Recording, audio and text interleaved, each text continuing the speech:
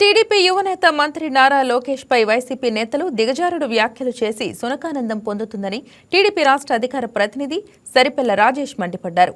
కేంద్ర విమానయాన శాఖలో తలెత్తిన అసౌకర్యంపై వైసీపీ బ్యాచ్ అనవసర వ్యాఖ్యలు చేస్తోందని ఆరోపించారు. కేంద్ర శాఖలో లోకేష్ జోక్యం చేసుకుంటున్నారంటూ చేస్తున్న అసత్య ప్రచారం మానుకోవాలన్నారు.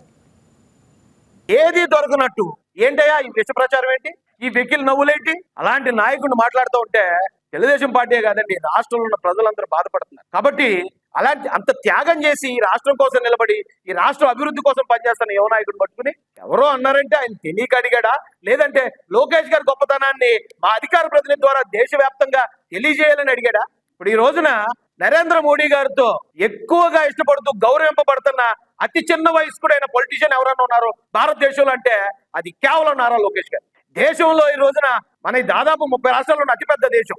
ఈ దేశంలో వందల పార్టీలు ఉన్నాయి, రాజకీయ పార్టీలు. ఎన్డీఏ కూటమిలో 2వ అతిపెద్ద పార్టీగా తెలుగుదేశం పార్టీ ఉంది. అలాగే ఈ దేశంలో వందలాది పార్టీల్లో టాప్ 6 లో తెలుగుదేశం పార్టీ ఉంది. దానికి కారణం అతి ముఖ్యుడు నారా లోకేష్ గారు. అంతెందుకండి, ఎక్కడో దేశ రాజకీయాలు పక్కన పెడితే ఈ రాష్ట్రంలో సైకో ముఠాను మొత్తం కకావికలం చేసి నేలమట్టం చేసింది అదే నారా లోకేష్ గారు. యువకాలం పాదయాత్ర పేరుతో 3200 కిలోమీటర్ల సాగిన ఆయన పాదయాత్ర ద్వారా ఇక్కడున్న సైకోల మొత్తాన్ని నేలమట్టం చేసి రాష్ట్రాన్ని కాపాడిన వ్యక్తి. ఇంకేం కెపాసిటీ కావాలి? 151 సీట్లతో విర్రవీగుతున్న వాడిని 11 సీట్లో కూర్చోబెట్టాడు. అంతకన్నా ఏ కెపాసిటీ కావాలి? ఈ రాష్ట్రంలో కొన్ని కోట్ల మందికి జీవితాలను మార్చాడు. అంతకన్నా ఏ కెపాసిటీ కావాలి?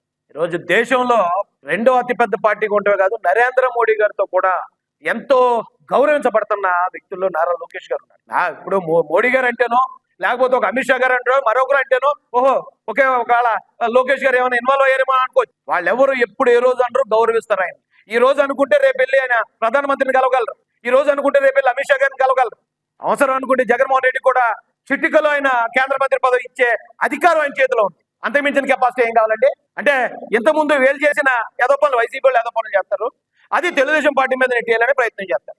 గతంలో అంటే ఇది కంపేర్ చేయట్లేదండి, లోకేష్ గారికి ఈయనకి నేను కంపేర్ చేసి చెప్పబోయానికి అసలు నక్కకి నాగలోకి అనుకున్నాం తేడా. గతంలో ఈ రాష్ట్రంలో సకల శాఖ మంత్రి ఒక అతను ఉండేవాడు, సజ్జల రామకృష్ణారెడ్డి. ఏంటి అతనికి అవిగో ఈ పక్కన ఉన్న పెద్ద ఈయన కార్పొరేటర్ గా గెలిచాడు.